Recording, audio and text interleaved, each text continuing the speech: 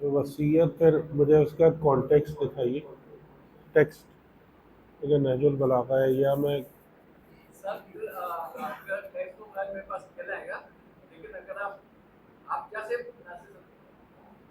ٹھیک، یا آپ لوگوں نے کچھ چیزیں ہیں سوالات وغیرہ یا کچھ باتیں آپ لوگوں کے پاس یا نہیں؟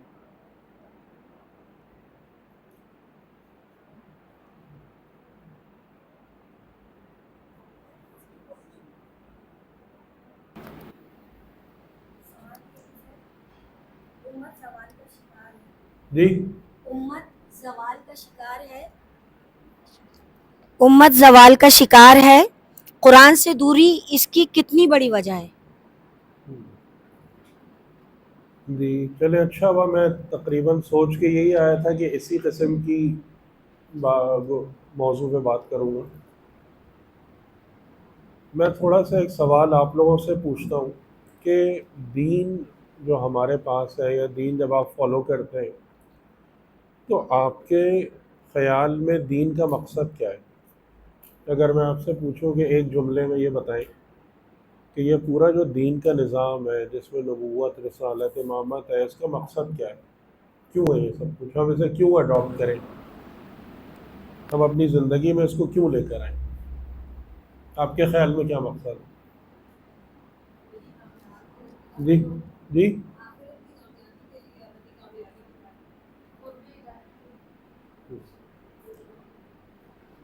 ٹھیک، اور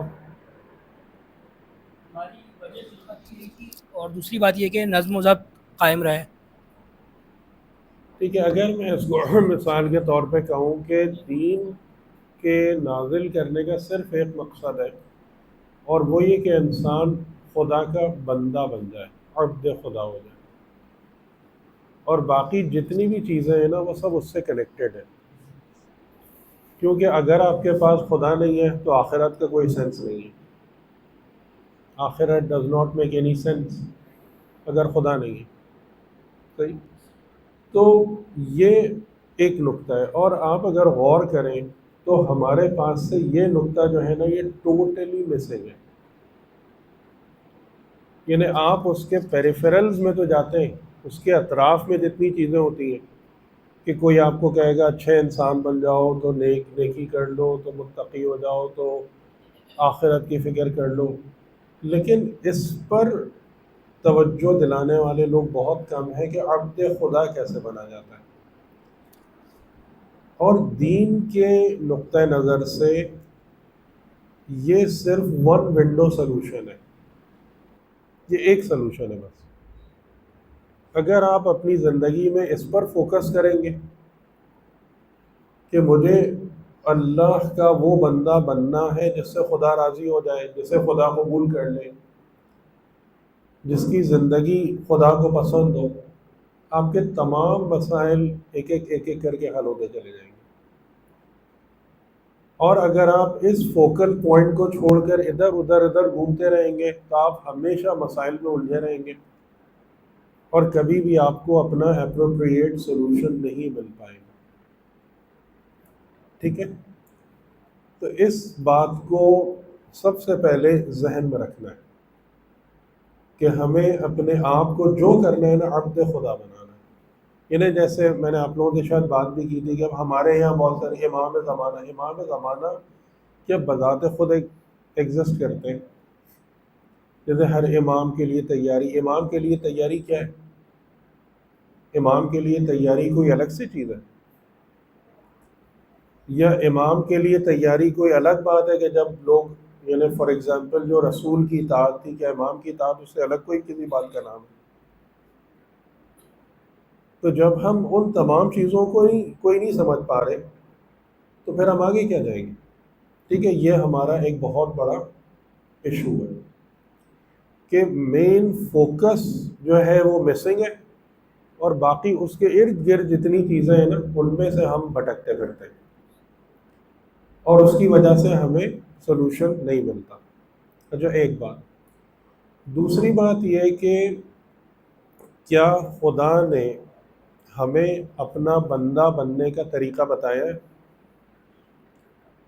اگر یہ ہمارا سلوشن ہے ہمارے پاس، تو کیا اس کا پورا پروسیس، پروسیجر، طریقے کیا خود اس نے بتائیں؟ کیونکہ ہمیں تو نہیں سمجھ میں آتا نا.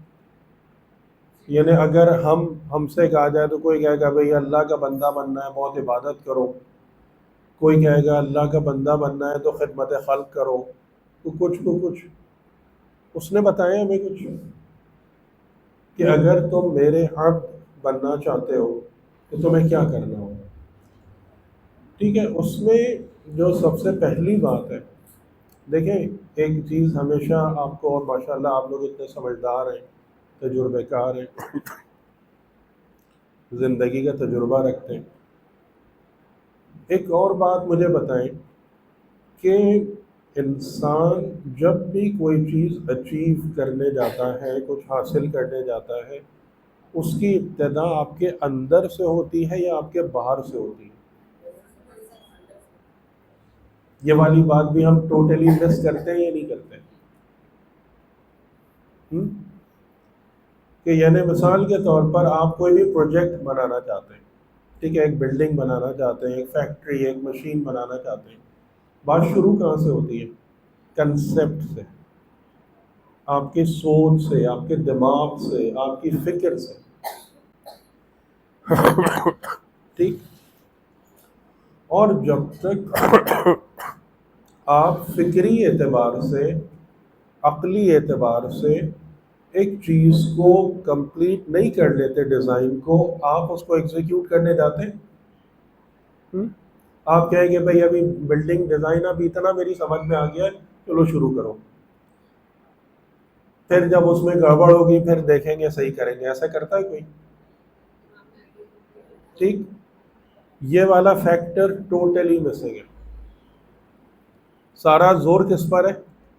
یعنی جو جیسے ائمہ علیہ السلام نے خود فرمایا کہ اصل انسان کا عمل اس کی نیت اور ارادہ ہوتا ہے. عمل ہاتھ پیر ہلانے کا نام تھوڑی ہے خالی. لیکن آپ کو ساری کی ساری تلقین کس بات کی ہوتی ہے؟ عمل کرو، عمل کرو، عمل کرو. عمل کرو کا مطلب کیا؟ اٹھ کے کوئی ہاتھ پیروں سے کام کرنا شروع کر دو. یعنی جیسے ہم نے بھی آپ سے بات کی کہ عمل نماز یہ نہیں ہے کہ تقرب بخدا، وصال بخدا. یہ نماز کا عمل نہیں ہے. نماز کا عمل کیا ہے؟ وضو ایسے کرو، کھڑے ایسے ہو جاؤ، قیام ایسے کر لو، رکوع ایسے کر لو. نماز کے طور پر آپ یہی بات سیکھتے ہیں نا. کتنی دفعہ آپ کو یہ بات سکھائی جاتی ہے کہ اصل نماز وصال بخدا ہے،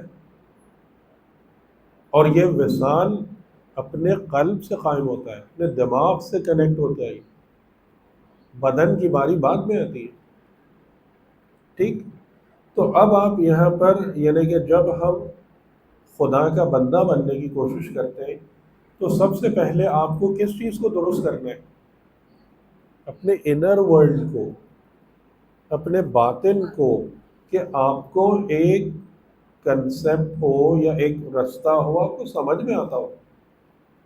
اب کسی نے آپ کو بتا دیا یہ کر لو، آپ چل پڑے، جس سے کچھ ہوگا؟ آپ خود سوچے ہوگا کچھ؟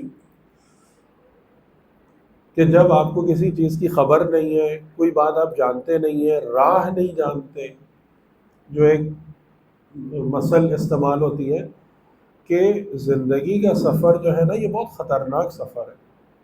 کیوں بہت خطرناک سفر ہے؟ اس لیے کہ اس میں کھائیاں بھی بہت ہیں، خود اپنے سفر کی مشکلات بہت ہیں، اور دوسرا دشمن بھی ہر موڑ پہ بیٹھا ہوا ہے. تو اصل جو آپ کو فکر کی مضبوطی چاہیے، معرفت دقیق درکار ہے. وہ کس لیے کہ آپ راہ کو چاہ سے، راہ اور چاہ سمجھتے ہیں نا، یعنی رستہ کہاں پر ہے، گڑھا کہاں پر ہے، الگ کر سکیں. ٹھیک ہے. اس جگہ پر ہمارا کوئی محنت نہیں ہے کہ اگر کسی سے بھی، یعنی آپ دیکھ لیں، خود اپنے آپ کا جائزہ لیں، لوگوں کا جائزہ لیں، ان سے پوچھیں بھائی مجھے بتاؤ دین کیا ہے، رستہ کیا ہے، اس کا پیغام کیا ہے. پتہ ہی نہیں زیادہ تر افراد، یا اگر بات بھی کریں گے تو اتنی انکمپلیٹ ہوگی. دیکھیں اس میں ایک بات جو بہت اہم ہے کہ بولنے کو کوئی کچھ بھی بول سکتا ہے، جب تک وہ دلیل سے اپنی بات ثابت کرنے کے قابل نہیں ہوتا اس بات کی کوئی اہمیت نہیں ہے. بولنے کو کوئی کچھ بھی کہہ دے کہ یہ ایسا ہے جی، ولایت اتنی بڑی چیز ہے، فلاں ہے، توحید ہے، یہ کچھ بھی کہتا رہے، آپ کے پاس اس کی دلیل کیا ہے جو بات آپ کر رہے ہیں؟ اس کا ثبوت کیا؟ آپ اسے پروف کر سکتے ہیں کہ یہی صحیح ہے، یہی درست ہے. یعنی جس سے کہا جاتا ہے کہ جو گفتگو ہے اسے کیسا ہونا چاہیے؟ معقول اور مقبول. کہ سب سے پہلے یہ کہ وہ عقل کے پیمانے پر پوری اترتی ہو بات، ایویڈنس کو فلفل کرتی ہو، اور لوگوں کے لیے مقبول بھی ہو، جو پیغمبروں کی گفتگو کی خصوصیت ہوتی ہے کہ ان کی گفتگو معقول بھی ہوتی ہے اور حالات اور واقعات کے مطابق بھی ہوتی ہے، اور لوگوں کے دلوں میں مقبول بھی ہوتی ہے، ایکسیپٹنس بھی ہوتی ہے. ٹھیک. تو دوسری جو پرابلم ہے وہ کیا ہے کہ ہمارے اندر کی دنیا ویران ہے یا ٹوٹلی ڈس آرگنائزڈ ہے، انسٹرکچرڈ ہے، اور ہم چاہتے ہیں کہ جی ہمارا باہر بہترین ہو جائے، ہمارا باہر سدھر جائے. یہ امپاسبل ہے. ٹھیک ہے نا؟ یعنی جس طریقے سے ایک اچھے ڈیزائن کو فائنلائز کیے بغیر ایک اچھی بلڈنگ نہیں بن سکتی، اسی طریقے سے اپنے باطن کو سدھارے بغیر آپ کا ظاہر نہیں سدھر سکتا. درست؟ یہ بات بھی قابل قبول ہے جی. اچھا، اس کے بعد تیسرا جو مرحلہ ہے کہ جہاں پر خرابی آتی ہے کہ جب یعنی ہمارے لیے قرآن کریم نے، کیونکہ آپ نے معاشرے کے حوالے سے بات کی تو میں اسی کانٹیکس میں آپ کو جواب دینے کی کوشش کرتا ہوں کہ معاشرہ سازی یا ملت سازی کے لیے قرآن کریم نے ایک ہی مثال تقریباً بہت تفصیل سے ہمارے سامنے رکھی ہے، اور وہ ہے قوم بنی اسرائیل کی. بنی اسرائیل کی مثال.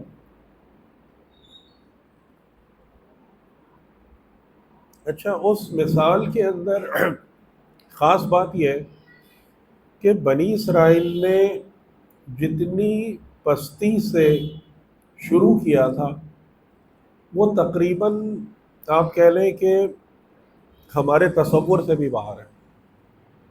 یعنی ایک قوم اس حد تک غلام ہو، اس حد تک ان پر ستم ہوتا ہو کہ جن کے بارے میں یہ کہا جائے کہ یذبحون ابناءہم ویستحیون نساءہم، اس سے زیادہ کوئی سوچ نہیں سکتا. بتائیں ایسی کوئی مثال ہماری آپ کے سامنے نہیں ہے نا؟ یعنی ایون اگر فلسطین یا غزہ کی بھی ہم بات کریں تو یہ والی مثال نہیں ہے کہ یذبحون ابناءہم ویستحیون نساءہم. یہاں سے ان کی بگننگ ہے کہ یعنی اس سے لو آپ سوچ نہیں سکتے. اور کہاں تک پہنچی وہ قوم؟ اورثناہا، ہم نے ان کو وارث بنا دیا ان نعمتوں کا، مشارق الارض و مغاربہا، کہ زمین کے مشرق مشارق و مغارب میں جو بھی نعمتیں تھیں ہم نے ان کو ان کا وارث اور مالک بنا دیا. ٹھیک ہے، یہاں سے یہاں تک کا سفر ہے. تو اس مثال کو قرآن کریم نے بہت تفصیل سے بیان کیا. جیسے اس کے کئی نکات ہم نے بھی آپ کے سامنے اجاگر کرنے کی کوشش کی تھی جب حضرت موسیٰ علیہ السلام پہ بات کی. ٹھیک ہے. تو لیکن اگر آپ ملت سازی پہ غور کرنا چاہتے ہیں نا قرآنک پرسپیکٹو سے، تو اس کو بہت اچھے طریقے سے دیکھیں کہ بنی اسرائیل کا ارتقاء کیسے ہوا ہے. یعنی ان کی، میں صرف یہاں پر آپ کو دو باتیں بتاتا ہوں ان کے حوالے سے، دو نکات. پہلی بات یہ کہ بنی اسرائیل کی جو اس انتہائی ذلت والی حالت سے باہر آنے کی جو ابتدا ہوئی ہے، وہ حضرت موسیٰ علیہ السلام کی پیدائش کے ساتھ ہوئی ہے. ٹھیک ہے، یعنی بنی اسرائیل جو تھے وہ خود ٹوٹلی انکیپیبل تھے، ان کے اندر کوئی استعداد نہیں تھی کہ وہ اپنی حالت کو بدل سکتے. اب اس کو بہت غور سے سنیے گا، بہت غور سے سنیے گا. ان میں سے یہ قرآن نہیں ہے، لیکن یہ میں نے آیت اللہ جوادی آمولی سے سنا ہے، اس لیے بیان کر رہا ہوں. ٹھیک ہے، یوں ہی کہیں ادھر ادھر پڑھ کے نہیں. تو انہوں نے، یعنی جب آپ کچھ بھی نہیں کر سکتے تو آپ کے پاس ایک چیز باقی رہ جاتی ہے، وہ یہ ہے کہ آپ کے اندر کچھ لوگ ایسے پیدا ہوں جو واقعاً بندگان خدا ہوں، مخلصین ہوں، اور وہ لوگ اپنی قربانی پیش کریں. یعنی جیسے ابھی ایک مثال نظر آتی ہے آیت اللہ خامنئی کے اس میں، کہ جو مجھے سمجھ میں آتا ہے کہ جیسے انہوں نے اور کوئی ریسورٹ نہیں سمجھ میں آ رہا تھا تو اپنی قربانی دے دی کہ شاید اس ذریعے سے خدا رحم کر دے ہمارے اوپر. ٹھیک. تو بنی اسرائیل میں سے، اور انہوں نے ایک جملہ یہ کہا تھا کہ ہمارے پاس روایات ہیں کہ جتنی مرتبہ حضرت موسیٰ علیہ السلام کا نام قرآن میں آیا، آپ کو پتہ ہے نا سب سے زیادہ انہی کا نام، تقریباً 100 ٹائمز. تو وہ اتنی تعداد میں بنی اسرائیل نے شہداء دیے، اور شہداء کا مطلب ادھر ادھر ایرے غیرے کا مرنا نہیں ہوتا. شہید کا مطلب ہوتا ہے وہ خون جو خدا کو قبول ہو. ٹھیک ہے، اور وہی بات ہے کہ خدا کو کون سا خون قبول ہوتا ہے؟ جو پاکیزہ نفس ہوتا ہے، باطہارت نفس ہوتا ہے. تو اس کے بعد خدا نے ان کو حضرت موسیٰ دیے، اور وہاں سے ان کا اپ ٹرن شروع ہوا. تو ایک بات کیا ہوئی کہ اگر آپ کچھ بھی نہیں کر سکتے تو کم از کم اس چیز کی کوشش کریں کہ آپ کے اندر معیاری افراد پیدا ہوں. ٹھیک ہے، اپنا وقت ادھر ادھر کی بیکار چیزوں میں ضائع مت کریں، اس سے آپ کو کچھ بھی نہیں ملے گا جب تک ہمارے اور آپ کے اندر کوالٹی پیپل نہیں پیدا ہوں گے نا، جن کا معیار بلند ہو.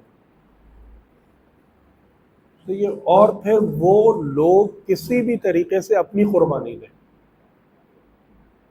پیش کریں خدا کی بارگاہ میں، اپنے اسکل کی قربانی دیں، اپنے علم کی قربانی دیں، جو جان بہت آگے آتی ہے نفس کی قربانی دیں. ٹھیک. تو یہاں سے یہ ہے formula for breaking the ice, کہ وہ جو دیوار سامنے بن کے کھڑی ہوئی ہے نا فرعون اور طاغوت، اس کو آپ بریک کیسے کریں گے؟ آپ کے پاس کوئی دوسرا آپشن نہیں ہے، کوئی طریقہ نہیں ہے، آپ کے پاس خود کوئی طاقت نہیں ہے، تو آپ خدا سے ڈیل کریں گے. کیونکہ زندگی کا ایک بہت سنہری اصول ہے کہ there is no problem under the sun and on the earth which the mighty hand of the God cannot solve. اس زمین پر اور آسمان کے نیچے کوئی مسئلہ ایسا نہیں ہے کہ جو میرے بس سے تو بہت دور ہو سکتا ہے، لیکن دست قدرت خدا جس کا حل نہ دے سکتا ہوں. ٹھیک. تو اب آپ کو اگر بند سامنے ایک دیوار نظر آ رہی ہے، کچھ بھی نہیں دکھ رہا، تو اب ہم اپنی طرف سے تو ہم نے ہار مان لی، میں تو کچھ نہیں کر سکتا، تو اب میں خدا سے ڈیل کروں گا. یعنی یہ قوم خدا سے ڈیل کرے گی. خدا سے ڈیل کرنے کا یہ طریقہ ہے جو ہمیں سمجھایا گیا. یعنی دیکھیں میں کسی بھی اور نیت سے یہ بات نہیں کہہ رہا ہوں، صرف سمجھانے کے لیے کہ ہم لوگوں نے جو ہے نا 5 سال الحمدللہ قرآن پڑھا، سیکھا، سمجھا. آپ لوگوں کو ایک فائدہ بھی ہوا نا. ٹھیک ہے، اگر میں شروع سے اس کی کوئی اجرت مقرر کر لیتا یہ فائدہ ہوتا، یا میں آپ کے ساتھ ایک ٹائمنگ مقرر کر لیتا کہ جی میں تو خالی 45 منٹ 50 منٹ آپ کو دوں گا اور اس سے زیادہ میرے پاس وقت نہیں ہے. تو یہ کیا ہے؟ یعنی کہ یہ بات ہمیں اچھے طریقے سے پتہ ہے کہ جب تک میں جو دولت میرے پاس ہے نا، جو نعمت میرے پاس ہے، جب تک میں اس کی قربانی نہیں دوں گا اس کا پھل نہیں ملے گا کبھی بھی. ٹھیک ہے، یہ میں اپنے لیے نہیں کہہ رہا ہوں، یہ میں ایک اصول آپ کو سمجھا رہا ہوں. تو یہ ڈیل ہے خدا سے اس طریقے سے. تو وہاں سے خدا نے پھر ان کو کیا دیے؟ موسیٰ دیے. اور یہاں سے ہمارے پاس دوسرا سنہری اصول آتا ہے کہ خدا سے ہمیشہ ایک باکمال انسان کی دعا کریں. یہ بے انتہا ضروری ہے. یعنی قربانی دیں اور خدا سے مسلسل یہ دعا کرتے رہیں کہ کوئی باکمال انسان آپ کے اندر پیدا ہو. یعنی جیسے ایران کی مثال ہے کہ اللہ تعالیٰ کو جب وہاں پر بھی کچھ مومنین ایسے تھے کہ جنہوں نے انویسٹ کیا تھا، جن کی انویسٹمنٹ تھی، اور اس کے نتیجے میں خدا تعالیٰ نے پھر ان کو ایک باکمال انسان دیا اور جس کی رہبری میں پھر ایک مرحلہ طے ہو گیا. ٹھیک، یہ اصول، یہ بات سمجھ میں آ گئی کہ اگر رستے بند نظر آ رہے ہیں تو ان بند رستوں کو کھولنے کا نسخہ قرآن ہمیں کیا بتا رہا ہے؟ یہ. اور اس میں پھر ایک جو بھی آپ کو اعلیٰ انسان مل جائے گا وہ پھر آپ کو لے کے چلے گا. لیکن وہاں پر دیکھیں بنی اسرائیل کو بھی آپ ایک کریڈٹ آپ کو ضرور دینا پڑے گا. انہوں نے حضرت موسیٰ علیہ السلام کی اطاعت پرفیکٹلی کی تھی. حضرت موسیٰ کا دماغ ضرور کھایا کہ یہ ہو گیا تو وہ ہو گیا تو فلاں فلاں فلاں، لیکن موسیٰ کا ساتھ نہیں چھوڑا. یہ کریڈٹ آپ کو ان کو دینا پڑے گا. ٹھیک ہے، اور ایون یہاں تک کہ جب وہ گوسالے کا واقعہ ہوا اور حضرت موسیٰ نے کہا کہ ایک دوسرے کو قتل کرو، تو ہزاروں لوگوں کو قتل کر دیا حضرت موسیٰ کی اطاعت میں، ہے یا نہیں؟ تو ایون اگر قوم نالائق بھی ہے نا، معرفت میں کمی بھی ہے، لیکن اگر ایک صحیح رہبر کا ساتھ نہیں چھوڑتی تو کسی منزل تک پہنچ جاتی ہے. یہ سب سمجھ میں آ رہا ہے؟ اب ایک بات اور یہاں پہ، جب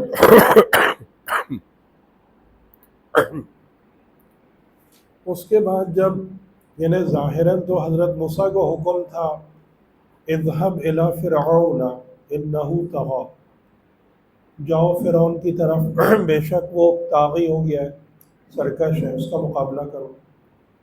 لیکن اس کے پیرلل جو حضرت موسیٰ علیہ السلام کی ذمہ داری تھی وہ بنی اسرائیل کو ایک قوم کی حیثیت سے آرگنائز کرنا.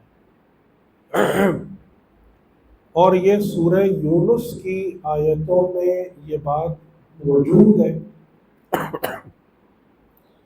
کہ جب اللہ تعالیٰ نے حضرت موسیٰ کو بنی اسرائیل میں بھیجا تو ان کو سب سے پہلا حکم یہ دیا کہ وَاجْعَلُوا بُيُوتَكُمْ قِبْلَةً، کہ اپنے گھروں کو، اچھا اس کا ترجمہ لوگ کیا کر دیتے ہیں کہ اپنے گھروں کو قبلہ بنا لیں. اب گھروں کو سب کیسے قبلہ بنا لیں گے؟ اب آپ سوچیں اس بات. ٹھیک، اس کا میننگ کیا ہے؟ جیسے علامہ طباطبائی نے بتایا کہ قبلے کو قبلہ کیوں کہتے ہیں؟ اس لیے کہ وہ آپ کے مقابل ہوتا ہے. فیس کرتا ہے. تو یعنی اپنے گھروں کو کیسا بناؤ؟ Facing each other. اس سے کیا بات سمجھ میں آ رہی ہے کہ اب تک بنی اسرائیل ہوچ پوچ ایک خانہ بدوشوں والی زندگی، کسی کا جھونپڑا ادھر ہے، کسی کا گھر ادھر ہے، کوئی آرگنائزیشن نہیں ہے. تو زندگی کی سب سے پہلی چیز کیا ہے؟ ڈسپلن. اس میں ہم شدت سے لیک کرتے ہی نہیں کرتے. ہم نے کبھی ان چیزوں میں غور کیا کہ اللہ تعالیٰ قوم بنانا، بندہ بنانا کیا طریقہ بتایا اس نے؟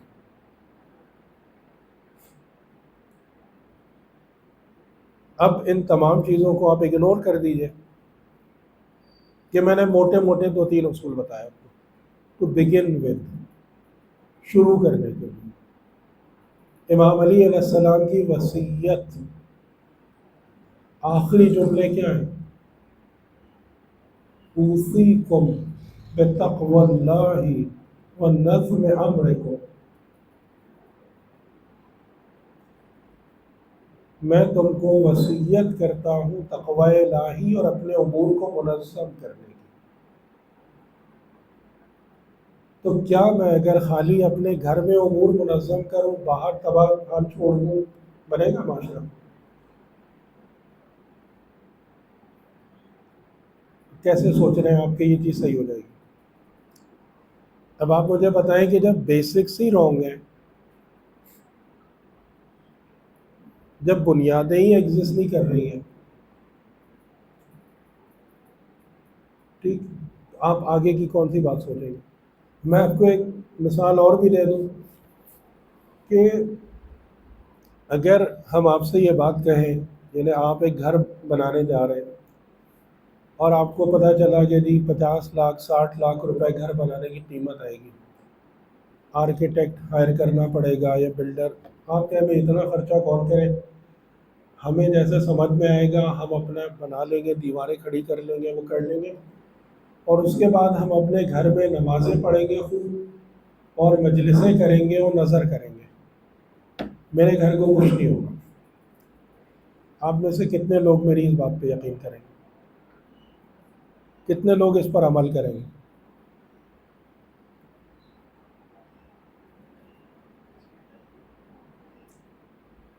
اس کا مطلب یہ ہے کہ آپ اپنے آپ کو دھوکہ دے رہے ہیں نا،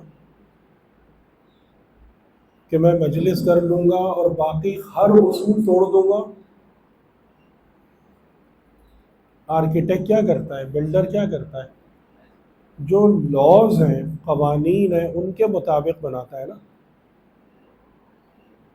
تو زندگی آپ کو کیا سمجھا رہی ہے کہ آپ نماز اور مجلس کے نام پر قانون قدرت نہیں توڑ سکتے.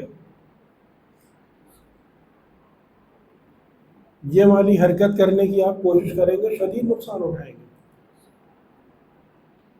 آپ خدا کے نظام کی اطاعت کریں گے تو یہ چیزیں آپ کی ہیلپ کریں گی، آپ کو سپورٹ کریں گی، آپ کو آگے جانے میں پڑھنے میں مدد دیں گی. لیکن یہ کوئی لائسنس ٹو سن نہیں ہے، یہ کوئی لائسنس ٹو کل نہیں ہے کہ آپ زندگی کے قوانین درہم برہم کر دیں اور کہہ دی میں تو بڑا نمازی ہوں، میں تو بڑی مجلس کر رہا ہوں، میں تو اہل بیت کا محب ہوں، کچھ نہیں ہونا چاہیے مجھے. ٹھیک بات واضح ہو رہی؟ تو آپ یہ دیکھ رہے ہیں کہ ہم کس کس جگہ پر لنکا ڈھاتے ہیں، اور اس کے بعد ہم توقع کر رہے ہیں کہ جی میں بھی صحیح ہو جاؤں گا، ہمارے معاشرے بھی بڑے اچھے ہو جائیں گے. کس لیے اچھے ہو جائیں گے؟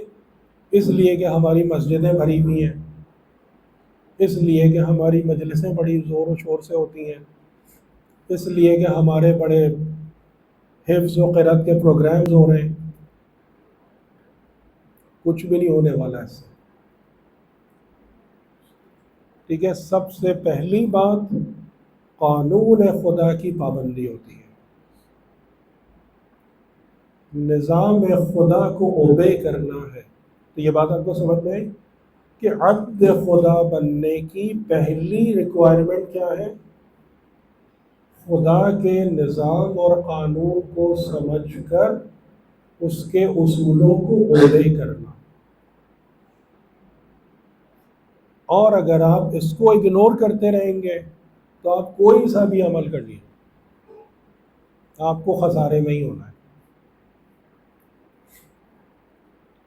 اور اس کی مثال آپ کے سامنے پوری زندگی میں موجود ہے کہ دیکھیں جو اقوام نظام خدا کی پابندی کرتی ہیں، چاہے وہ ظاہراً بے دین ہو، وہ ان دیندار مسلمانوں سے بہتر حالت میں ہیں. ان کی آخرت کے مسائل ہیں، اس میں شک نہیں ہے. تو خدا ہمیشہ کیا کرتا ہے، جیسے سورہ جاثیہ کی آیت ہے، سخر لکم ما فی السماوات وما فی الارض جمیعا منہ، ہم نے تمہارے لیے مسخر کر دیا آسمان اور زمین میں جو بھی ہے سب کچھ. ان فی ذالک لآیات لقوم یتفکرون. اس تسخیر تک پہنچے گا کون؟ اس تسخیر کو حاصل کون کرے گا؟ وہ قوم جو تفکر کرتی ہے. ٹھیک ہے، یہ نہیں کہا نا کہ جو عبادت کرتے. لقومی یتفکرون، آیات الہیہ جو، کیونکہ آپ آیات الہیہ کو سمجھیں گے آپ تسخیر کر لیں گے. آیات الہیہ کی معرفت کہاں سے آتی ہے؟ تفکر سے آتی ہے. ٹھیک. تو اب یہ مختصراً یہی ہے.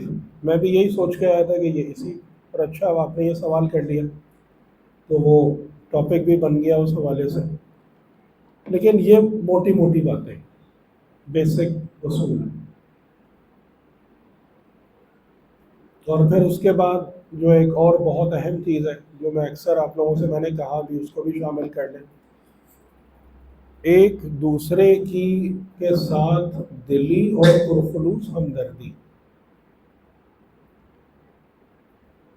جیسے امام علی علیہ السلام کا جملہ ہے کہ اس جمعیت سے، اس لوگوں کی بھیڑ سے دھوکہ نہیں کھانا کہ جن کے کندھے آپس میں ملے ہوتے ہیں اور دل ایک دوسرے سے جدا ہوتے ہیں. ٹھیک ہے، بھیڑ جو ہے نا وہ جماعت بنتی ہے جب دل ملتے ہیں. کندھوں کے ملنے سے جماعت نہیں بنتی، امت نہیں بنتی.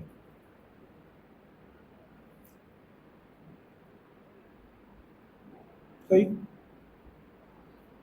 تو اس کو آپ جتنے بھی لوگ ہیں، 40 لوگ ہیں، 50 لوگ ہیں، اگر ایگری کرتے ہیں ان اصولوں سے تو اس پر اس کو پریکٹیکل کرنا شروع کریں.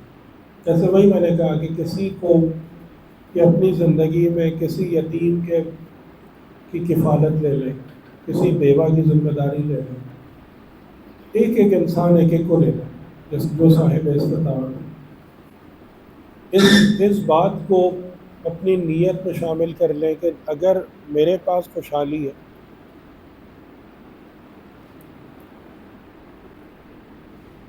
آف ہو گیا.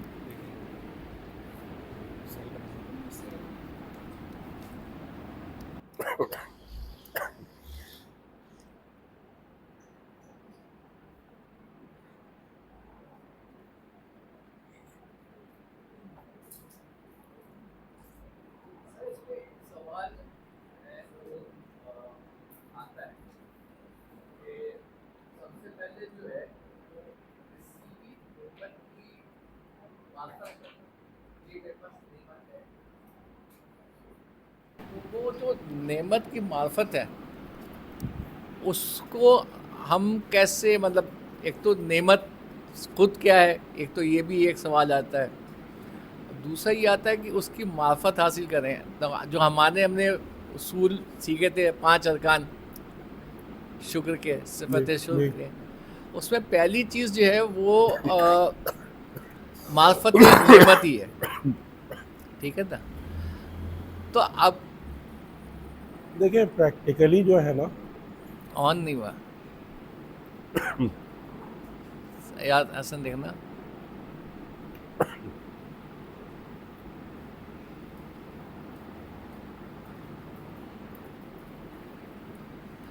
صاحب مسئلہ یہاں پر جو ایک دوسری بھی بات ہوئی تھی، ابھی ریسنٹلی مجھے یہ سوال اس لیے آیا ہے کہ غدیر کا موقع ہے، ہر جگہ وہ ایک آیت کوٹ ہوتی ہے کہ آج ہم نے نعمتیں تمام کر دیں، آج دین کمپلیٹ ہو گیا، آج کفار مایوس ہو گئے. تو نعمتوں کو درک بھی تو کرنا ہوگا نا، کون سی نعمتیں جو کمپلیٹ ہوئیں اور کون سی نعمتیں ہیں جس کو ہم کہہ سکتے ہیں، کیونکہ سورہ حمد میں بھی انعمت علیہم کی بات ہے.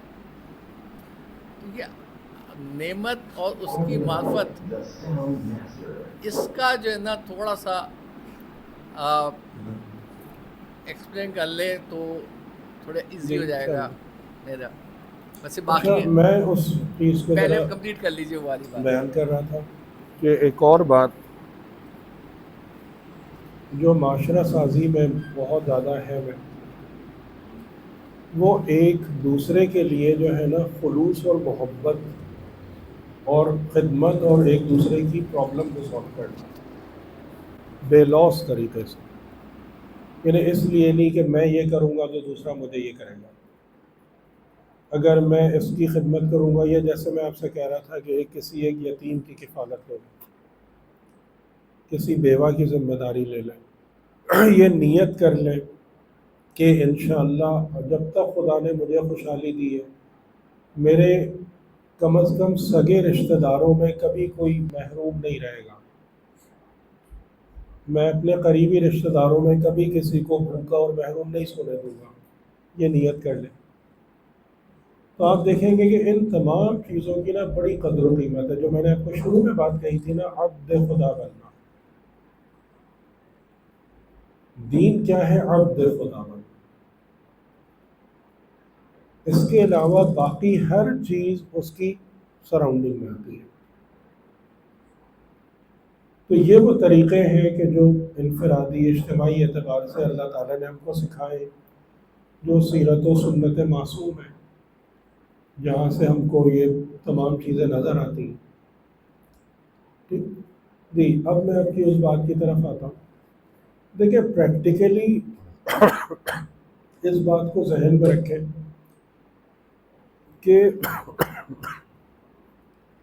ہم میں سے ہر ایک کو وہاں سے شروع کرنا ہے جتنا مجھے سمجھ میں آ رہا ہے.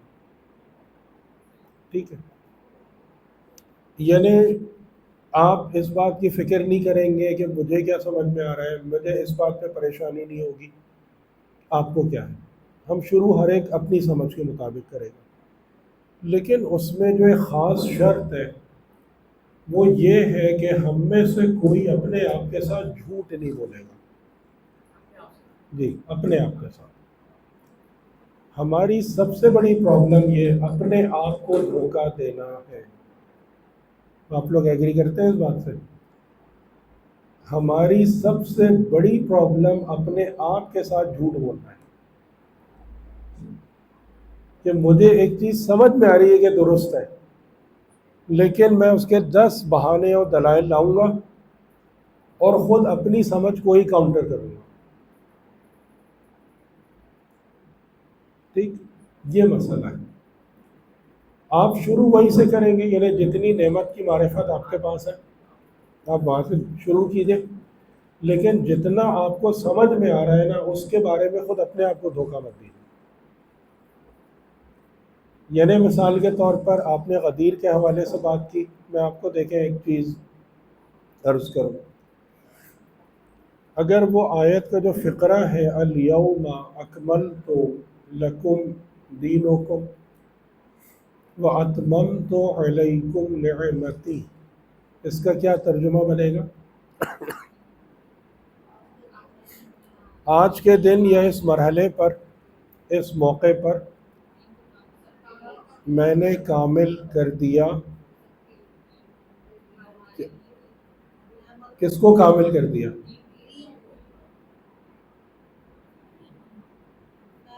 دینکم کا مطلب کیا ہے؟ تمہارے دین کو. دین کامل ہونے کی بات نہیں ہو رہی ہے.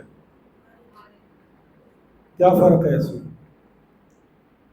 اگر خدا اس بات کو کہتا ہے کہ میں نے دین کامل کر دیا، اور جب کہا جا رہا ہے کہ تمہارے دین کو کامل کر دیا، کوئی نقطہ ہے یہ؟ اس کے بعد اتممت علیکم نعمتی، اس کا کیا ترجمہ ہوگا؟ تمام کر دی تمہارے اوپر ایک نعمت، ایک نعمت، نعمتیں نہیں، پلورل نہیں ہے، پلورل نہیں ہے، تمہارا دین کامل ہو گیا اور میری ایک نعمت تم پر تمام ہو گئی۔ اس نقطے میں غور کیا کہ کبھی کسی نے؟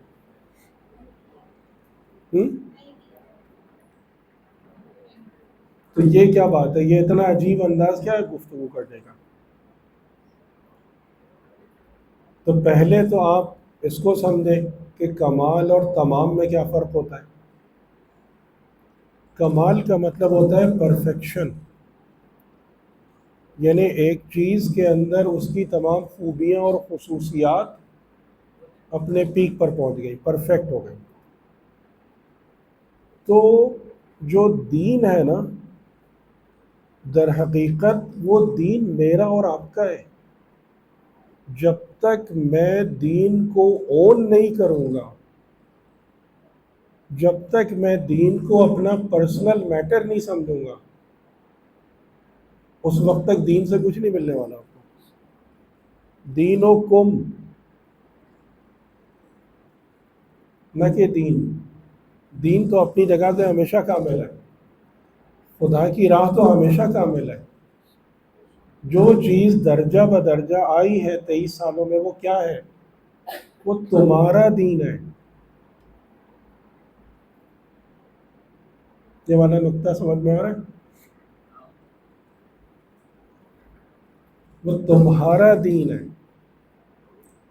تو اب یہ دین تمہارے ہاتھ میں، اب اس کی دل چاہے گتھے بنا دو، اس کی دل چاہے شکل بگاڑ دو، سب پاسبل ہے۔ کیوں؟ اس لیے کہ یہ تمہارا دین ہے۔ دین خدا کو کوئی نہیں نقصان پہنچا سکتا، لیکن یہ تمہارا دین ہے، جو چاہے کر لو اس کے ساتھ۔ ٹھیک ہے، یہ ایک بات۔ اور دوسرا یہ کہ اتممت علیکم نعمتی، کہ جو نعمت، اب نعمت کیا چیز ہوتی ہے؟ نعمت کا اگر ہم ایک آسان طریقے سے یعنی سمجھنے کی کوشش کریں تو یعنی نعمت ہر وہ چیز ہوتی ہے جو آپ کو گرو کرنے میں، پروان چڑھنے میں، پروگریس کرنے میں مدد دیتی ہے۔ ٹھیک، اور اسی کے مقابلے میں ہوتی ہے نقمت۔ نقمت یعنی وہ چیز جو انسان پر بدبختی لے کر آتی ہے، انسان کے حالات کو، معاملات کو خراب کر دیتی ہے، تباہ کر دیتی ہے۔ تو نعمت یعنی وہ والی چیزیں کہ جو آپ کو آگے بڑھنے میں، پھلنے میں، پھولنے میں، گرو کرنے میں آپ کو سپورٹ دیتی ہیں، آپ کی مدد کرتی ہیں۔ تو خدا تعالیٰ نے یہ جو دین ہے، یعنی دین کے تمام قوانین کے جو کہاں سے شروع ہوتے ہیں، پھر وہی دین کہاں سے شروع ہوتا ہے؟ معارف الہیہ، اخلاق حسنہ اور عبادات۔ ٹھیک، دین کس چیز کا نام ہے؟ معارف الہیہ، اخلاق حسنہ اور نظام عبادات۔ اور یہ دین کس کا ہے؟ خدا کا ہے یا آپ کا ہے؟ ٹھیک ہے، یہ آپ کے ہاتھ میں پکڑا ہے کہ دینوں کو میں، اور اس کو خدا نے کمال تک پہنچا دیا۔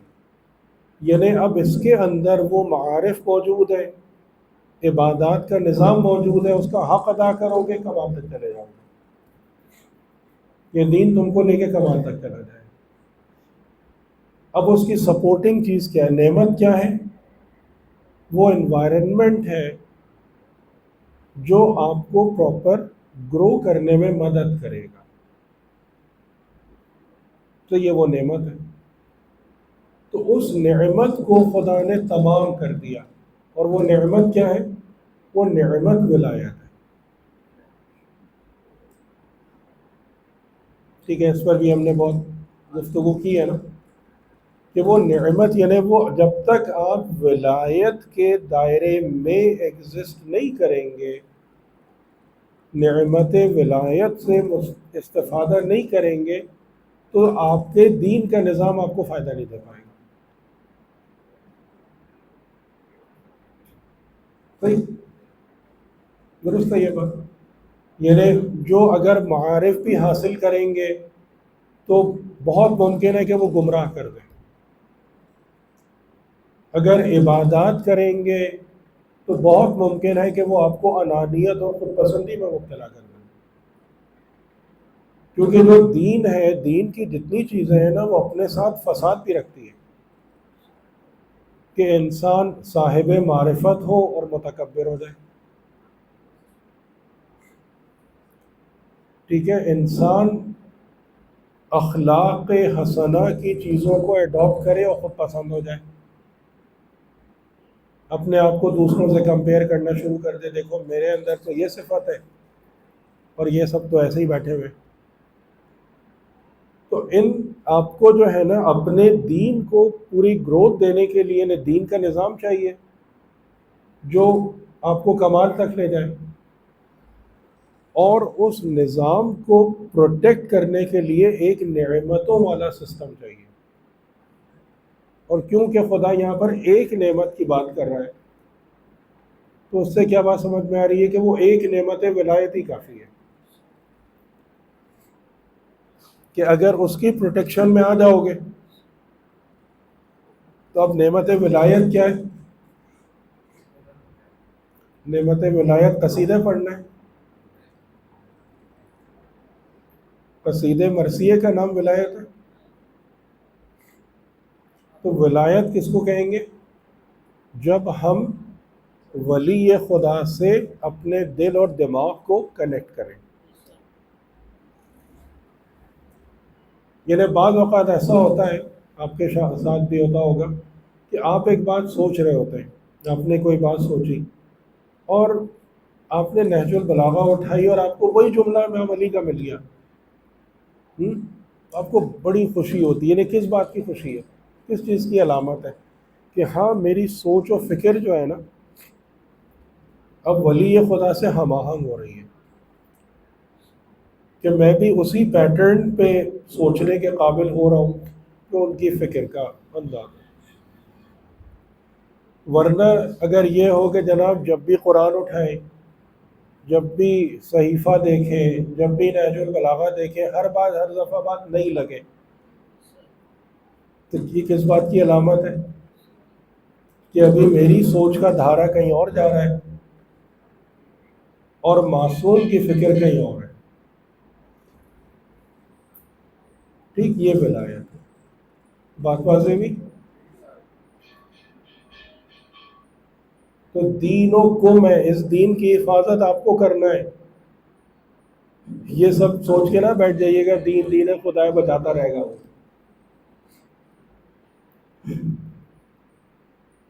غور کر رہے ہیں آپ اس پہ؟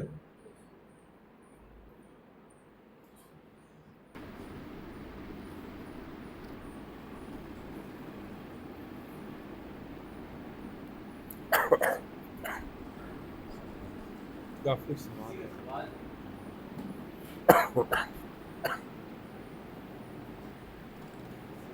ایک اگر گرم گرم اور بنوا دیں۔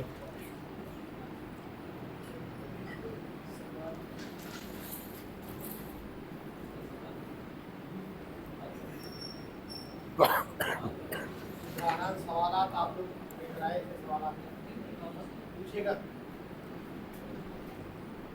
یہ بہت اچھا موقع ہے، سوال کر لیں اور بڑے عمدہ جواب مل جائیں گے، ضائع نہیں کریں وقت کو۔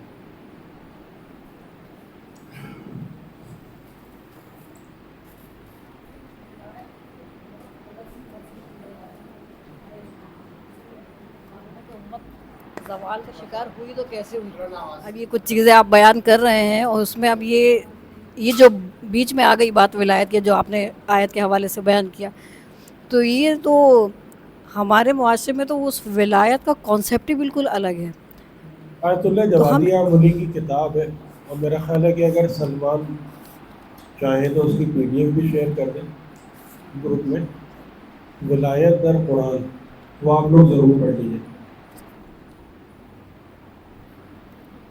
ولایت در قرآن، تو یہ ولایت کا کنسپٹ جو ہے نا بالکل آپ کو صحیح سے سمجھ میں آ جائے گا. یعنی میں آپ سے ایک بات یہ کہوں گا کہ الحمدللہ ہمارا جو سورس ہے علمی اور معلومات کا، وہاں پر بہت خزانہ موجود ہے، لیکن انفارچونیٹلی وہ لوگوں تک پتہ نہیں کیوں ٹرکل ڈاؤن نہیں کرتا. بیچ میں جو لوگ ہوتے ہیں وہ کمیونیکیٹ نہیں کرتے اس میں. ولایت کا کنسپٹ بہت کلیئر ہے. ولایت کا لغوی معنی ہے تقرب کے، قربت کے، اور ولایت یعنی قربت معنوی، مادی نہیں، قربت معنوی ولایت، یہ اس کا میننگ ہے. اور یہ قربت معنوی جو ہے وہ دو تین طریقوں سے اس کی تین قسمیں بیان کی گئی ہیں. ایک قربت معنوی ہوتی ہے کہ جس میں دونوں کا لیول ایک ہوتا ہے، ٹھیک ہے، دونوں ایک درجے پر ہوتے ہیں، تو وہ اس کو ہم کیا کہتے ہیں، جیسے دوستی ہے. عربی میں اس کے لیے جو ورڈ آتا ہے اس سے ملتا جلتا وہ نصرت ہے. نصرت ولایت کی شکل ہے، ٹھیک ہے، یعنی جس میں دونوں ایک لیول پر ہو، جیسے بھائی بھائی، دوست دوست. اس کے بعد ایک قربت ایسی ہوتی ہے کہ جس میں دونوں کا لیول ڈفرینٹ ہوتا ہے، یعنی جیسے باپ بیٹا، آپ وہاں پر ولی کا ورڈ یوز کرتے ہیں کہ یعنی وہاں پر یہ ہے. اور ایک تیسری قسم کی ولایت جیسے انہوں نے بیان کی کہ جو ولایت خدا ہے وہ ہر ولایت سے ڈفرینٹ ہے، کیونکہ اس ولایت کا شروع کرنے والا خود خدا ہے. اگر خدا نہ چاہے تو وہ ولایت ایگزسٹ ہی نہیں کرے گی. یعنی باقی تو ہے نا، درجے کا فرق ہے، لیکن ولایت خدا میں خاص بات یہ ہے کہ اگر خدا نہ ارادہ رکھے کسی کو اپنا قرب دینے کا تو نصیب ہی نہیں ہو سکتا. یہ کوئی بائی ڈیفالٹ نہیں ہے. تو جیسے اللہ تعالیٰ نے کیا فرمایا، اللہ ولی الذین آمنوا، تو خدا نے فقط کس کے لیے اپنے قرب کا دروازہ کھولا ہے؟ اہل ایمان کے لیے. تو یہ معنی ہے ولایت. تو جب آپ یعنی نبی اور امام کی ولایت کی بات کرتے ہیں تو وہ خدا کی ولایت کے ماتحت ہے کہ آپ خدا کا تقرب چاہتے ہیں تو خدا کے تقرب کا طریقہ رستہ آپ کو پیغمبر بتاتے ہیں، ٹھیک ہے، اور پیغمبر کے ساتھ جڑے رہنے کا طریقہ آپ کو امام بتاتے ہیں، کیونکہ مسئلہ پیغمبر کی فالوورشپ میں بھی ہے نا. یعنی جیسے مسئلہ اللہ کی بندگی میں یا اللہ کو ماننے والوں میں، اسی طریقے سے مسئلہ پیغمبر کی اتباع کرنے والوں میں بھی ہے. تو جب آپ کہتے ہیں کہ ہم امام علی کی ولایت میں ہیں تو آپ کیا کہنا چاہ رہے ہوتے ہیں کہ ہم رسول اللہ کو ایسے فالو کرتے ہیں جیسے امام علی نے کیا.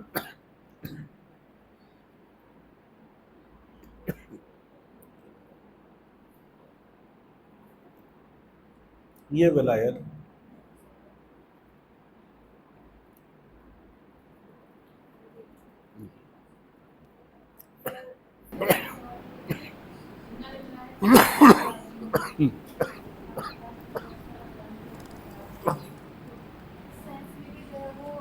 ہماری جو واپسی ہے یعنی انسانوں کی، مسلمانوں کی، یا جو بھی واپس جا رہا ہے تو ایک وہ خود راضی ہو، خدا اس سے راضی ہو، اور یا کوئی تیسری صورت بھی ہے جیسے کافروں کے لیے اگر ہم کہیں کہ وہ تو موت کو ایکسیپٹ نہیں کرتے یا وہ اس چیز کو وہ نہیں کرتے، تو اس کو ہم کیسے ایکسپلین کریں گے، اور ہم اپنے لیے ہم کیسے اس پر وہ کریں کہ ہم جو ہے وہ جیسے سورہ فجر میں جو ہے وہ امام حسین علیہ السلام کے لیے بات ہوئی کہ یا ایت النفس المطمئنہ ارجعی الی ربک، تو ہم اپنی زندگی میں اس چیز کو کیسے وہ کر سکتے ہیں، کیونکہ ہم دین کو ہم نے کہا کہ قرب الہی ہے، دین کا دیکھیے وہ سورہ مقصد اور فجر کی ہدف. آیت بیان کر رہی ہے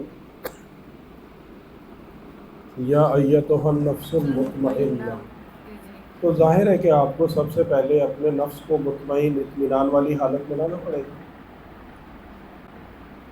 اس آیت کے سیکوینس آپ دیکھیں، یا ایتها النفس المطمئنہ، یعنی سب سے پہلے ضروری ہے کہ نفس اطمینان والی حالت میں ہو. ٹھیک ہے، یہی تقریباً 99% مسلمانوں کے لیے امپاسبل ہے. نفس کو اطمینان کی حالت میں لانا. ٹھیک ہے، نفس کو اطمینان کی حالت میں لانے کا مطلب کیا ہوتا ہے کہ انسان اس جگہ پر آ جائے کہ اس زندگی کے نظام میں جو کچھ بھی ہو رہا ہے وہ مرضی اور ارادہ اور مشیت الہی کے تحت دیکھتا ہو. کتنے لوگ اس جگہ پر ہیں؟ اس کے بغیر اطمینان آ ہی نہیں سکتا. ٹھیک، پہلی یعنی یہ بگننگ ہے. اس کے بعد اس کو دعوت ہے ارجعی، اب تم آؤ. یعنی اگر تمہارا نفس مطمئن والی حالت میں آ گیا ہے، اب جیسے بھائی میں نے کہا نا کہ جو یہ ولایت ہے یہ انیشیٹڈ بائی اللہ ہے، اس میں کسی دوسرے کا کوئی دخل نہیں ہے، کوئی اختیار نہیں ہے. جی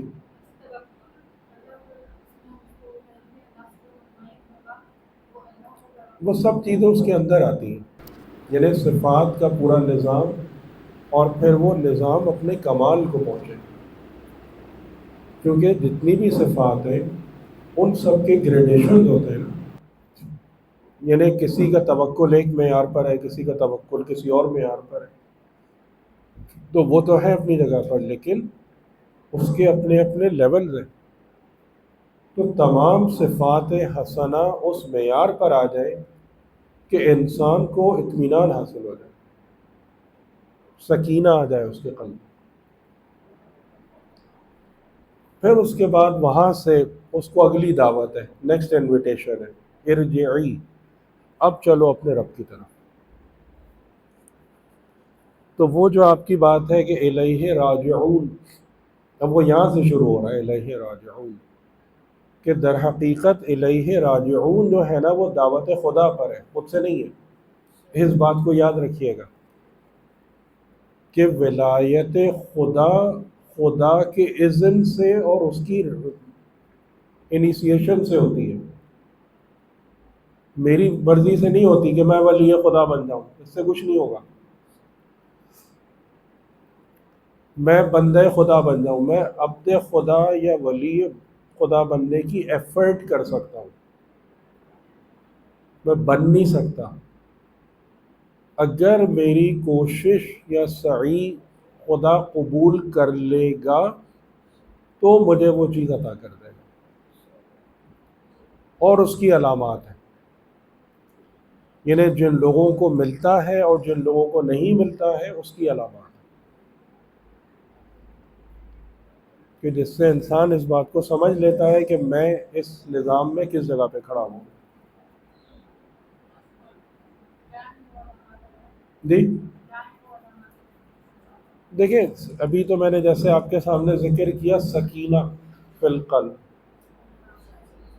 ٹھیک ہے، یعنی کہ انسان مکمل طور سے اندر سے پرسکون ہو جاتا ہے. دوسری ایک بات میں آپ سے کہوں کہ جو شاید آپ لوگوں کو بہت عجیب لگے،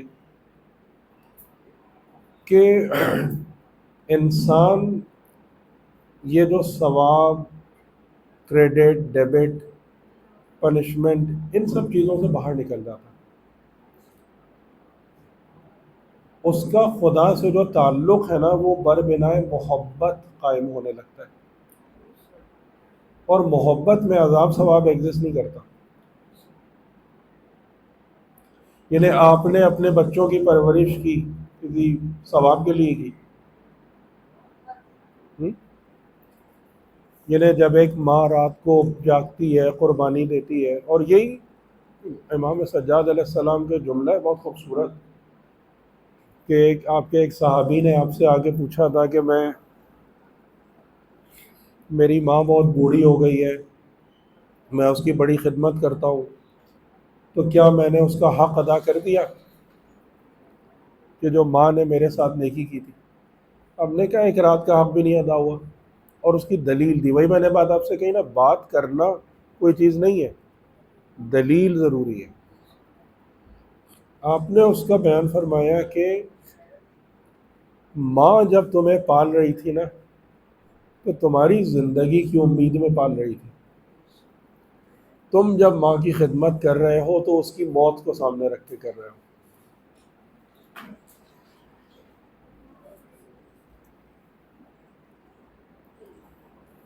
ٹھیک ہے؟ تو یہ ایک بہت بڑی دلیل ہوتی ہے انسان کے اندر سکون والی بات ہو، اور انسان ان سب چیزوں سے بے نیاز ہوتا چلا جائے. لینا دینا، ثواب، کریڈٹ، جنت میں یہ بن رہا ہے وہ بن رہا ہے، مجھے اس سے غرض نہیں ہے. مجھے ان سب چیزوں سے غرض نہیں ہے.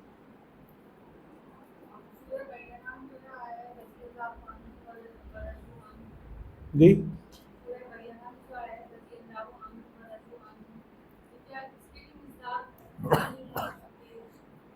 دیکھیں، ہو سب کچھ سکتے ہیں.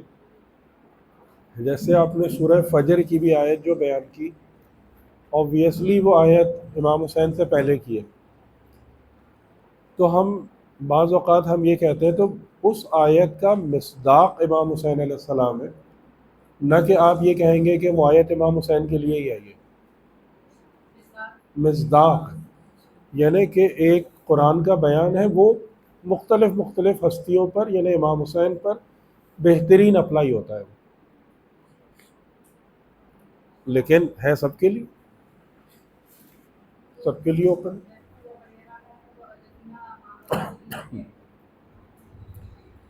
خدا نے مجھ سے اور آپ کے کوئی دروازہ بند نہیں کیا، بس اس اصول کو یاد رکھیں. خود قرآن یہ بات کہتا ہے کہ نبی کو ہم نے تمہارے درمیان اس لیے رکھا ہے کہ تم ان جیسے بن جاؤ. اگر میرے نبی نے معراج حاصل کی ہے تو تم بھی صاحب معراج بنو. ہم نے روکا نہیں ہے کسی کو کسی چیز سے.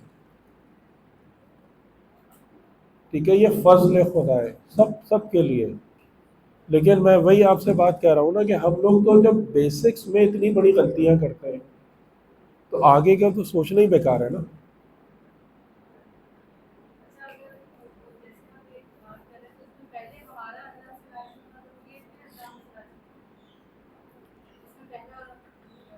پہل ہمیں کرنی ہے، یعنی ہم مقبول ہوں گے بارگاہ خدا میں. اس کی وجہ ہے، اس کی وجہ یہ ہے کہ اللہ تعالیٰ نے جب ہمیں خلق کیا تو جعل لکم السمع والابصار والافئدہ، پیدا کرتے ہی ہمیں سمع دیا، ابصار دیا، قلب دیا. یعنی ذاتی طور پر وہ تمام نعمتیں دی جس سے آپ آیات الہیہ کو دیکھیں، گرو کریں. اس کو اسٹرینتھن کرنے کے لیے کتاب دی، پیغمبر دیے. خدا نے تمام چیزیں آپ کے لیے کمپلیٹ کر دی. ٹھیک، اب اس کے بعد خدا منتظر ہے کہ ان نعمتوں کے ساتھ تم کیا کرتے ہو. جب میں ان کا حق ادا کروں گا تو خدا کا رسپانس پھر آئے گا کہ اب ٹھیک ہے، اب میں تمہیں قبول کرتا ہوں. تو پھر وہ اگلے مرحلے شروع ہو جائیں گے.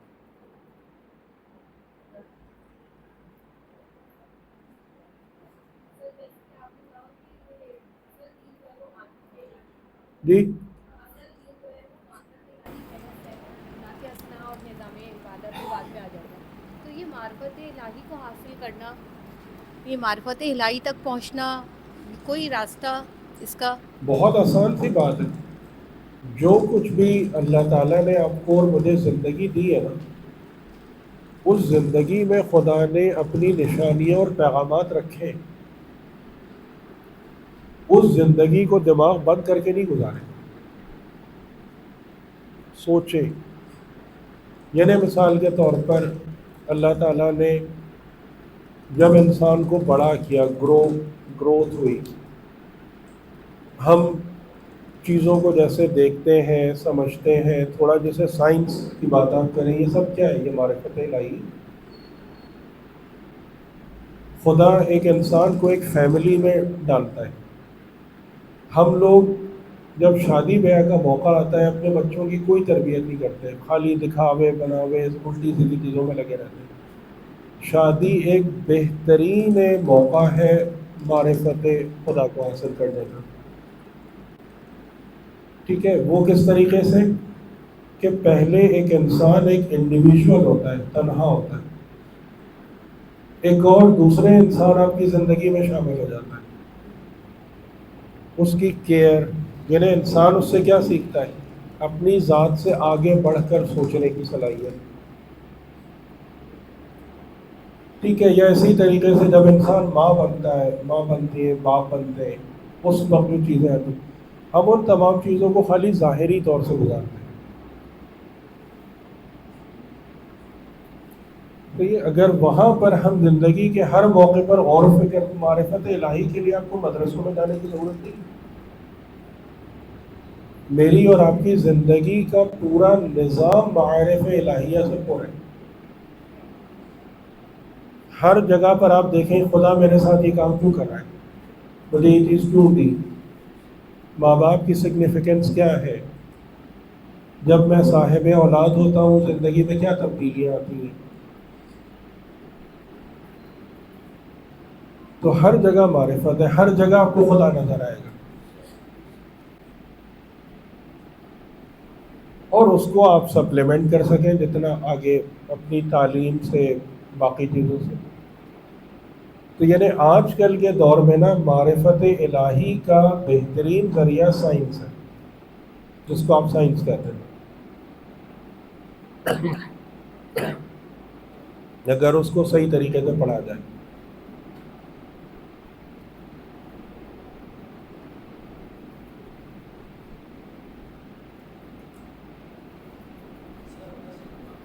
جی جی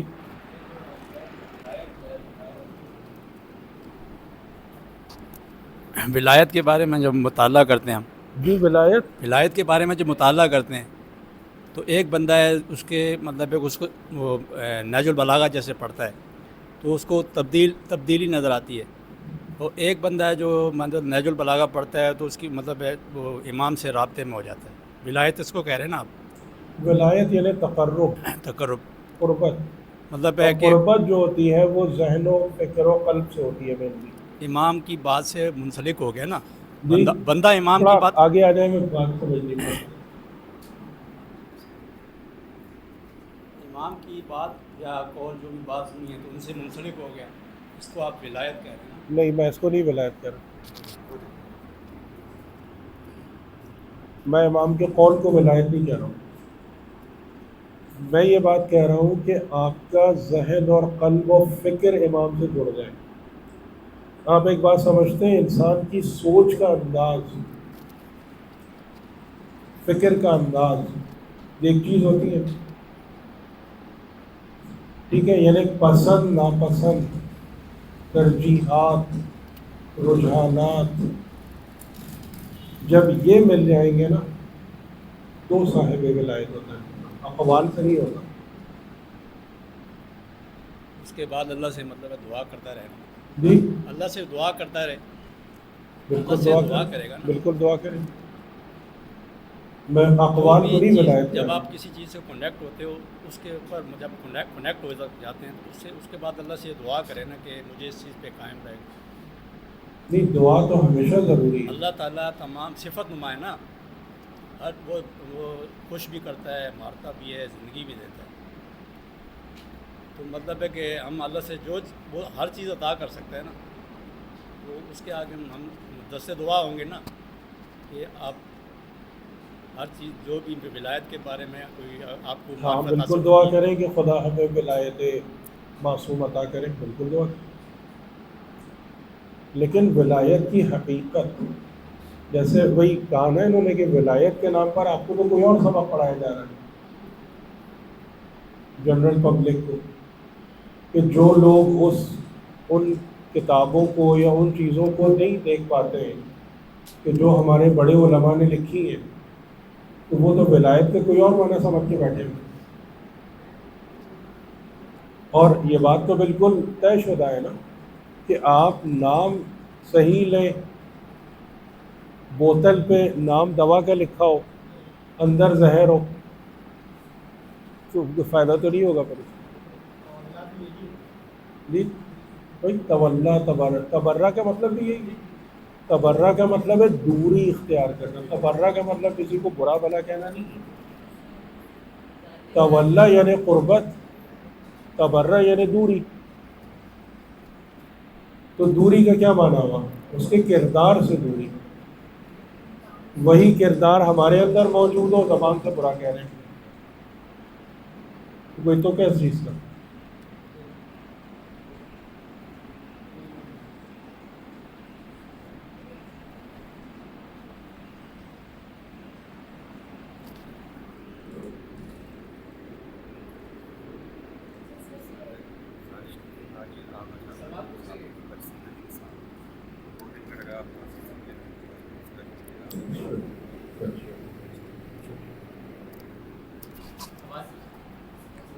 جی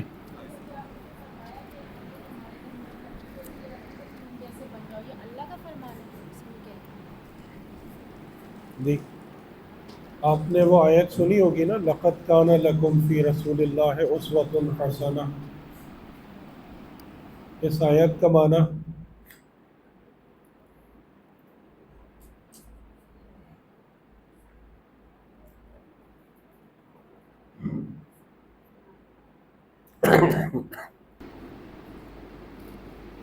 تو میں ویسے ایک بات چلے سوال پر سوال پوچھوں کہ آپ کے خیال میں رسول کی دعوت کا مقصد کیا تھا؟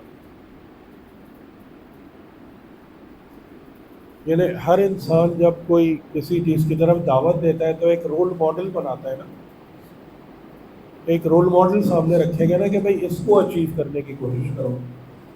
تو رسول نے کس کو رول ماڈل رکھا تھا؟ ہے خدا رول ماڈل نہیں بن سکتا. کس کو رول ماڈل کے طور پر؟ اپنے آپ. تو پھر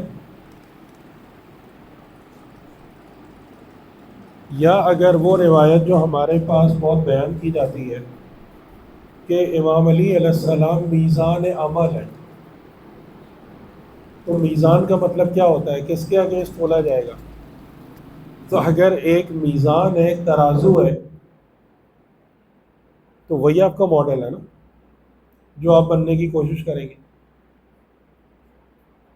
یہ تو بالکل واضح.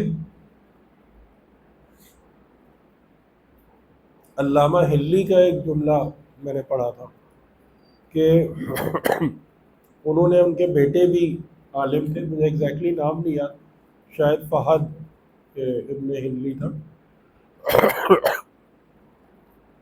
تو انہوں نے اپنے بیٹے سے پوچھا کہ تم کیسا بننا چاہتے ہو؟ تو انہوں نے کہا آپ جیسا بننا چاہتا ہوں. تو کہا پھر تو تم بہت پیچھے رہ جاؤ گے. میں نے امام علی کو اپنی نظر میں رکھ کے چلا ہوں تو یہاں تک پہنچا.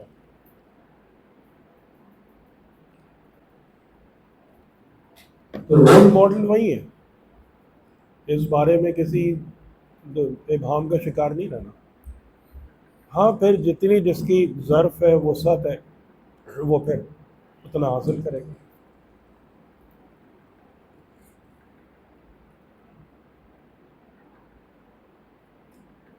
جی آپ مجھے مشکل میں ڈال رہے ہیں تھوڑا سا.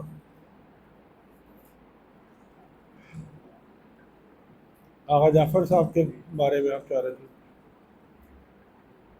ہاں ویسے تو میرا خیال ہے کہ ایک مضمون بھی میں نے لکھا تھا اسی چیز کے لیے، وہ شیئر بھی کیا تھا آپ لوگوں سے.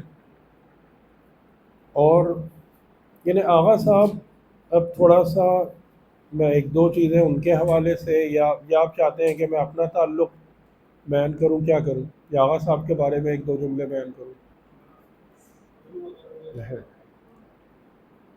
کیونکہ آغا صاحب کا جو ایک ہے نا میری لائف کے لیے، وہ ایک بہت ہی، یعنی جسے آپ کہتے ہیں نا ایب نارمل تعلق ہے، وہ ایب نارمل تعلق ہے. کہ بعض اوقات ہو سکتا ہے کہ میرے لیے بھی کچھ لوگ اس بات کے قائل ہوں کہ یہ ایک ایب نارمل تعلق ہے. یعنی ایب نارمل کا مطلب کیا ہوتا ہے کہ جو ڈائریکٹ آپ چیزوں کی کڑی سے کڑی ملاتے ہیں نا، تو وہ اس میں فٹ نہیں ہوتا کہیں سے. تو تقریباً یہ 1987 کی بات ہے کہ مجھے بھی جو اس وقت آپ کو پتہ ہے کہ ماحول کافی زیادہ وہ انقلابی ماحول تھا، لیکن مجھے پرسنلی کافی زیادہ بے چینی سی فیل ہوتی تھی. اور اس کی بہت بڑی وجہ کیا تھی کہ یعنی اس کی دو وجوہات تھیں.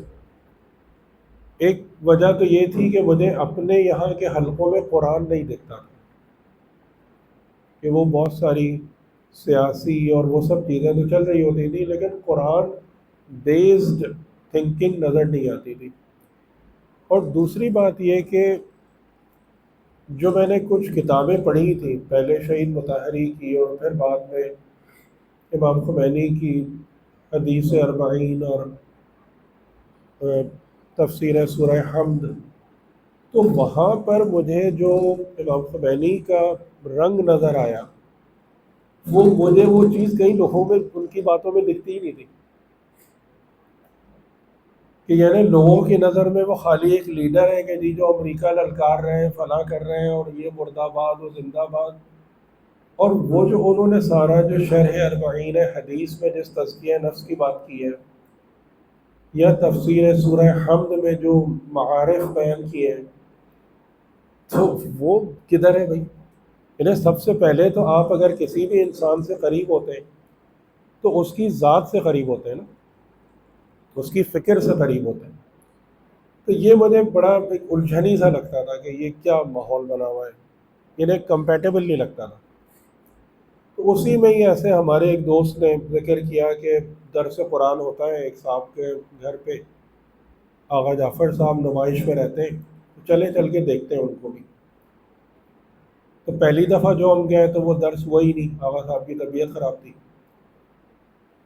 تو تھوڑے دن بعد گیا، لیکن اس کے بعد ایک یعنی اتنا عجیب، حالانکہ آغا صاحب جو تھے نا وہ ایک کلوزڈ پرسنالٹی تھے کافی حد تک. کلوز کا مطلب یہ کہ وہ بہت زیادہ لوگوں کو انٹرٹین نہیں کرتے تھے، لیکن میرے ساتھ ایسا لگ رہا تھا کہ جیسے ان کا وہ اصول ٹوٹ گیا. میں جاتا تھا اکیلا ان کے پاس، اور میں نے جتنے میرے دماغ میں مسائل تھے نا، سارے جیسے گئے ان پر ہی بمبارڈنگ کر دی کہ یہ پرابلم، یہ پرابلم، یہ پرابلم. اور وہ بہت سکون سے گھنٹے گھنٹے ہو جاتے تھے تنہائی میں. اور یہ بڑی نعمت یہی ہوتی ہے اگر آپ کو کوئی استاد اکیلے میں مل جائے، جس سے جو ہے نا آپ اپنے دل کی بات کر سکیں. کیونکہ جب بھی پبلک ہوتی ہے نا تو ٹیچر کھل کے بات کر نہیں پاتا. تو یہ نعمت مجھے ملی، اور پھر بڑی کلیئرٹی وہاں سے آئی بہت ساری چیزوں میں. پھر آغا صاحب کا جو بھی تھا زور، وہ وہیں سے ہم نے دو تین باتیں سیکھی کہ مین قرآن ہے، اور اگر آپ کو حدیث وغیرہ بھی نقل کرنی ہے نا تو آپ خالی ان حدیثوں پر جائیں جو علماء نے تحقیق کی ہے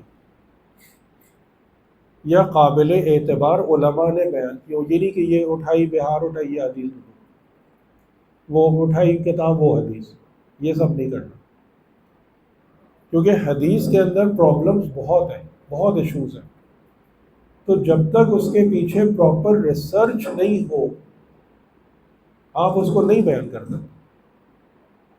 آپ کو کچھ نہیں پتا کہ وہ کیا ہے. تو یہ طریقہ تھا. پھر اس کے بعد جو ایک بہت بہترین چیز ان کے ساتھ تھی وہ اوپننس اور فرینکنس والی بات تھی. وہ حجاب نہیں ہے. جیسے میں نے وہی اپنے آرٹیکل میں بھی ایک جملہ لکھا تھا کہ آج کل کے دور میں لوگ جو ہیں وہ کوئی کہہ رہا ہے جی عارف باللہ تھے اور یہ تھے اور وہ تھے. میں نے کہا میں انہیں ایسے کسی نام سے نہیں جانتا.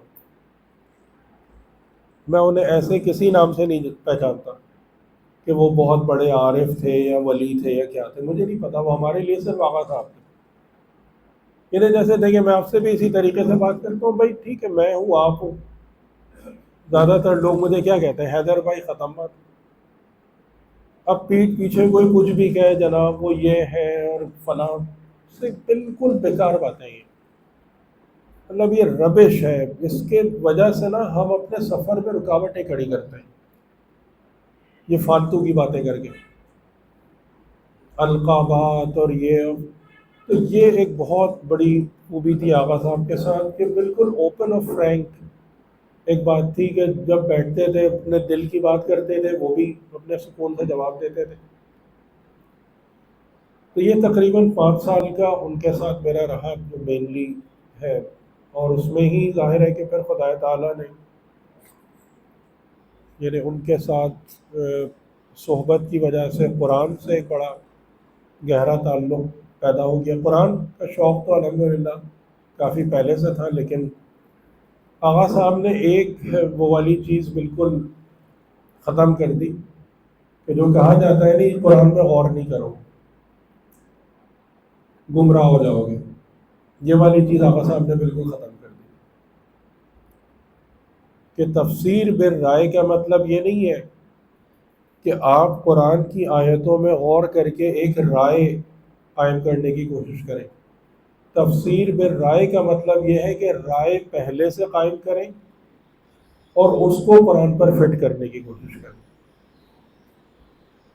تفسیر بالرائے اس کو کہتے ہیں جو آپ کو پتہ ہے ہمارے یہاں بہت ہو رہا ہوتا ہے. اوپینین پہلے سے موجود ہوتا ہے. قرآن سے سیکھنا نہیں ہے قرآن پر اپنے نظریے کو فٹ کرنا ہے. یہ تفسیر بالرائے. تو یہ جیسا میں نے آپ سے ایک بات کہی نا کہ آپ اگر اپنے بیسکس درست کر لیں نا آپ اگر اپنے فنڈامنٹلز کو درست کر لیں باقی آپ کی عمارت خود بخود بننا شروع ہو جاتی ہے. ہماری ساری مصیبت ہمارے بیسکس کی ہے. اس کو صحیح کرنے کو ہم تیار نہیں ہوتے. ٹھیک ہے یعنی ہماری مثال وہی ہے کہ میں اپنا گھر تو بناؤں گا لیکن کسی قانون کا خیال نہیں رکھوں گا. بس میں اس کے اندر نماز اور مجلس کرتا رہوں گا وہ میرا گھر چلتا رہے گا. یہ پریکٹیکلی یہ فارمولا ہے اس پر ہم عمل کر رہے ہیں. تو اس گھر کا جو حال ہونا ہے وہ آپ کو سمجھ لیجیے.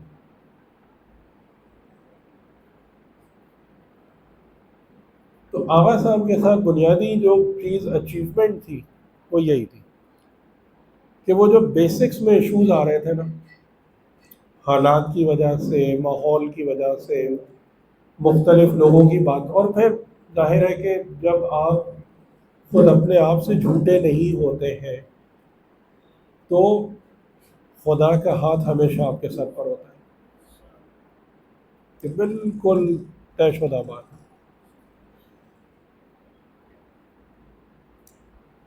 تو وہ الحمدللہ یہ لے کے جو تھوڑا اور آغا صاحب کی ایک اور خوبی میں بیان کر کے بات ختم کروں کہ وہ ہمیشہ جو ہے نا سامنے والے کی بات کی قدردانی کرتے تھے اگر درست بات ہو. یعنی کئی مرتبہ جو لوگ بیٹھے ہوتے تھے وہ ان کی گفتگو پر کوئی گفتگو کرتے تھے اور اگر انہیں یہ فیل ہوتا تھا نا کہ سامنے والے نے اچھی بات کہی ہے تو اس کو داد دیتے تھے. یہ والا پہلو ان کا کبھی بھی نہیں دیکھا ہم نے کہ وہ اپنی بات کو کسی پر تھرسٹ کرنا چاہتے ہوں یا یہ تاثر ملا ہو کہ بھائی آپ نے میری بات پر کیسے بات کر دی. آپ نے میری بات کو رد کیسے کر دیا؟ کہ کبھی بھی یہ تاثر نہیں. جی ہاں، یعنی آپ اپنی گفتگو کریں، اپنی دلیل دیں، لیکن اگر دوسرا آپ سے مضبوط بات کر رہا ہے آپ قبول کریں. یعنی ایون میرے ساتھ بھی یہی چیز ہوئی تھی کہ ایک آیت کی تفسیر کسی نے پوچھی، انہوں نے بیان کی. اچھا، وہی اسی آیت کی تفسیر اسی دوران میں نے شہید مطہری کی کتاب میں پڑھی تھی، میں نے وہ بیان کر دی، یعنی ان کی بات پر بات کی اور انہوں نے اس کو بہت اپریشیٹ کیا.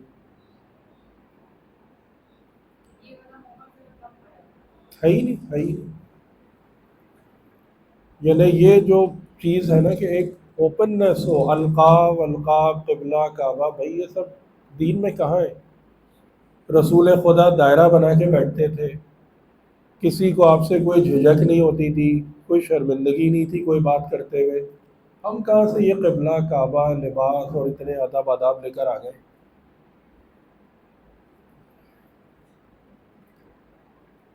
اور انہی سب چیزوں نے آپ دیکھ لیں کہ ہمارے دین کا کیا اثر کر دیا.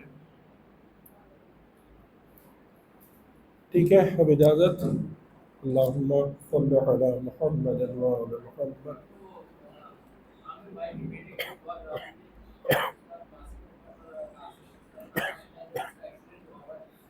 ورنہ اب ریکور کر رہا ہے نا؟ جی انشاءاللہ. بسم اللہ الرحمن الرحیم. امن یجیب المضطر اذا دعاہ ویکشف السوء. امن یجیب المضطر اذا دعاہ ویکشف السوء. امن یجیب المضطر اذا دعاہ ویکشف السوء. امن یجیب المضطر اذا دعاہ ویکشف السوء. امن یجیب المضطر اذا دعاہ ویکشف السوء. اللهم صل على محمد وعلى محمد. اللهم اشف مرضى المؤمنين والمؤمنات. اللهم ارحم المؤمنين والمؤمنات والمسلمين والمسلمات. اللهم احفظ المؤمنين والمؤمنات والمسلمين والمسلمات. اللهم اغفر للمؤمنين والمؤمنات والمسلمين والمسلمات الأحياء منهم والأموات. اللهم صل على محمد